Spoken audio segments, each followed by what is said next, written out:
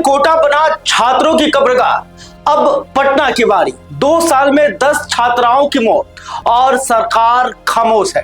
नमस्कार दोस्तों, कोटा में कोचिंग छात्रों की आत्महत्याओं ने पूरे देश को झकझोर दिया था, लेकिन अब बिहार एक नई त्रासदी का गवाह बन रहा है।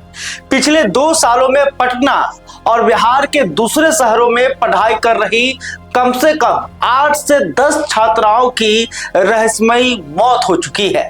हर मामले में वही कहानी, हॉस्टल का कमरा, बंद दरवाजा और एक बेटी की लाश। आज की इस वीडियो में हम हर मामले को विस्तार से समझेंगे और सीधे सवाल करेंगे बिहार सरकार और पुलिस से, तो वीडियो को अंत तक जरूर देखें।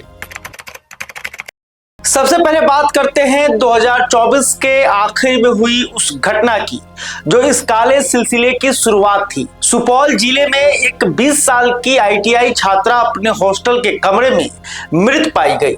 उसके गले में फंदा था। जब परिवार वालों को खबर मिली और वे पहुंचे तो उन्हें कुछ अजीब बातें नजर आई। लड़की के शरीर पर कुछ निशान थे जो सामान्य नहीं लग रहे थे। परिवार ने पुलिस से सवाल किए। उन्होंने कहा कि उनकी बेटी खुश थी, पढ़ाई अच्छी चल रही थी, घर से नियमित बात होती थी, फिर अचानक आत्महत्या क्यों? लेकिन पुलिस ने क्या किया? स्थानीय पुलिस ने पहले दिन ही इसे आत्महत्या घोषित कर दिया। पोस्टमार्टम रिपोर्ट में कहा गया कि बाहरी चोट के स्पष्ट संकेत नहीं मिले और बस केस बंद करने की तैयारी शुरू हो गई। परिवार आज भी सवाल पूछ रहा है, क्या सच में उनकी बेटी ने खुदकुशी की थी या फिर कुछ और हुआ था? लेकिन जवाब किसी के पास नहीं है। अब आते हैं सितंबर 2025 में। नालंदा जिले में एक निजी इंजीनियरिंग कॉलेज में पढ़ने वाली 19 साल की लड़की की मौत हुई। यह लड़की अपने हॉस्टल परिसर में ऊंचाई से कूदकर गिर गई और उसकी मौत हो गई। जब यह घटना हुई तो पूरे कॉलेज में हड़कंप मच गया। छात्र सड़कों पर उतर आए। उन्होंने क्या आरोप लगाया? उन्होंने कहा कि इस लड़की के साथ कॉलेज में रैगिंग हो रही थी, उसे मानसिक रूप से प्रताड़ित किया जा रहा था। कुछ छात्रों ने बताया कि वह लड़की पिछले कुछ दिनों से परेशान दिख रही थी। वो किसी से ठीक से बात नहीं कर पा रही थी, रात को रोती थी, लेकिन किसी ने गंभीरता से नहीं लिया। पुलिस ने जांच शुरू की, कॉलेज प्रबंधन से पूछताछ हुई, कुछ छात्रों के बयान लिए गए, लेकिन आज कई महीनों के बाद भी कोई ठोस नतीजा सामने नहीं आया है। जांच में व्यक्तिगत तनाव और शैक्षणिक दबाव की बात की जा रही है, लेकिन रैगिंग के आरोपों का क्या हुआ? किसी के खिलाफ कोई कार्रवाई हुई नहीं। एक और परिवार आज भी अंधेरे में है। वो नहीं जानते कि उनकी बेटी की मौत क्यों हुई। अब बात करते हैं पटना की, जहां यह समस्या सबसे ज्यादा गंभीर है। 2025 में पटना के एक हॉस्टल में एक छात्रा ने खुदकुशी कर ली। तब भी पुलिस ने इसे रूटीन केस की तरह ट्रीट किया। कोई खास जांच नहीं हुई, मीडिया में भी ज्यादा चर्चा नहीं हुई। लेकिन असली सनसनी तब मची जब जनवरी 2026 में एक के बाद एक 3 बड़े मामले सामने आए। पहला मामला मधेपुरा के BP मंडल इंजीनियरिंग कॉलेज का। एक छात्रा अपने कमरे में मृत पाई गई। कमरा अंदर से बंद था, कोई सुसाइड नोट नहीं मिला। शव की हालत देखकर पुलिस ने आत्महत्या की आशंका जताई। लेकिन यहाँ भी वही सवाल, अगर सुसाइड नोट नहीं था तो पुलिस को कैसे यकीन हुआ कि यह आत्महत्या थी? क्या फॉरेंसिक टीम बुलाई गई? क्या कमरे की ठीक से जांच हुई? क्या CCTV फुटेज देखे गए? आज भी फॉरेंसिक रिपोर्ट का इंतजार है। परिवार निष्पक्ष जांच की मांग कर रहा है। फिर आया 15 जनवरी 2026। पटना के परफेक्ट गर्ल्स PG में 15 साल की एक छात्रा की मौत हुई। यह लड़की महज 15 साल की थी, एक किशोरी जो अपने सपनों को पूरा करने पटना आई थी। जब परिवार को खबर मिली तो उन्होंने साफ साफ कहा, यह आत्महत्या नहीं, हत्या है। उन्होंने आरोप लगाया कि पूरी घटना को आत्महत्या का रूप देने की साजिश रची गई। इस बार जनता का दबाव इतना बढ़ा कि पुलिस को हत्या की धारा में मामला दर्ज करना पड़ा। CCTV फुटेज मांगी गई, कॉल डिटेल्स खंगाली जा रही है, हॉस्टल के स्टाफ से पूछताछ हो रही है, लेकिन आज तक एक भी गिरफ्तारी नहीं हुई है। कोई ठोस सबूत सामने नहीं आया है।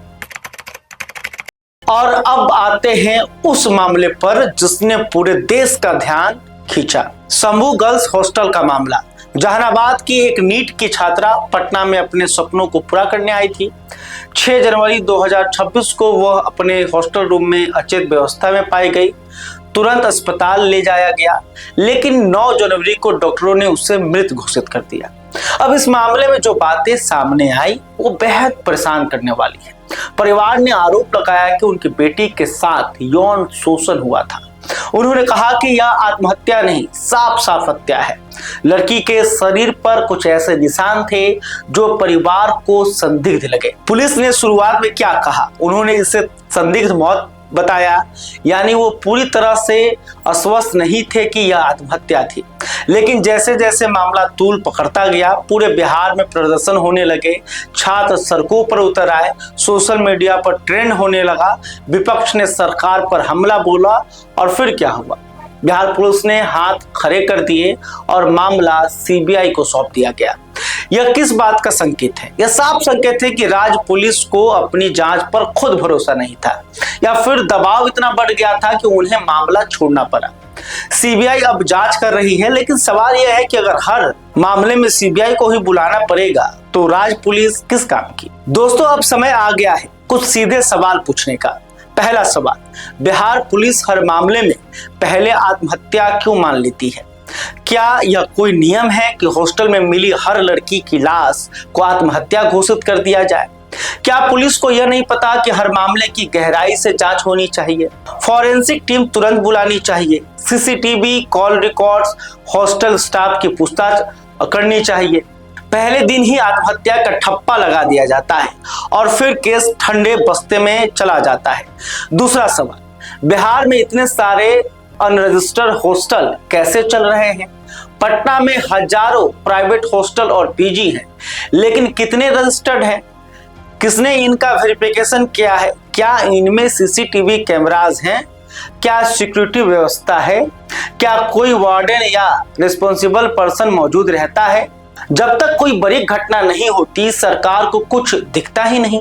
घटना होने के बाद ऑडिट की बात होती है, जांच की बात होती है, लेकिन ये सब कागजों में ही रह जाता है। तीसरा सवाल, क्या कोई पैटर्न बन रहा है जिसे सरकार नहीं देख पा रही है? 2 साल में 8 से 10 मौतें, वो भी सब छात्राओं की, ज्यादातर नीट, जेईई, इंजीनियरिंग की पढ़ाई कर रही लड़कियां, ज्यादातर ग्रामीण इलाकों से आई हुई।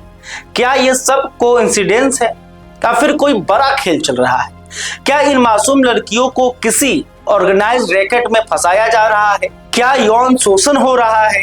क्या ब्लैकमेल हो रहा है? और जब ये लड़कियां विरोध करती हैं या बाहर निकलना चाहती हैं तो इनकी आत्महत्या करवा दी जा रही है। यह सिर्फ अटकलें नहीं है। जब इतने सारे मामले एक जैसे पैटर्न में हो तो गहरी जांच जरूर होनी चाहिए। चौथा सवाल, सरकार एक्शन की जगह सिर्फ रिएक्शन क्यों करती है? हर मौत के बाद बयान आता है, जांच होगी, कार्रवाई होगी, दोषियों को सजा मिलेगी, लेकिन अगली मौत रोकने के लिए क्या किया जा रहा है? क्या कोई हेल्पलाइन है जहां परेशान छात्राएं फोन कर सके? क्या कोई काउंसलिंग सर्विस है? क्या रेगुलर मॉनिटरिंग होती है? नहीं, सरकार हमेशा घटना होने के बाद रिएक्ट करती है, रोकने के लिए कुछ नहीं करती। यह सिर्फ नंबर्स नहीं है, ये आंकड़े नहीं है, ये किसी की बेटियां हैं, किसी की बहनें हैं। एक माँ ने अपनी बेटी को डॉक्टर बनाने के सपने के साथ पटना भेजा था, आज वो उसकी लाश लेकर लौटी है। एक बाप ने अपनी जमा पूंजी लगाकर बेटी को इंजीनियर बनाने को भेजा था, आज उसका घर उजड़ गया है।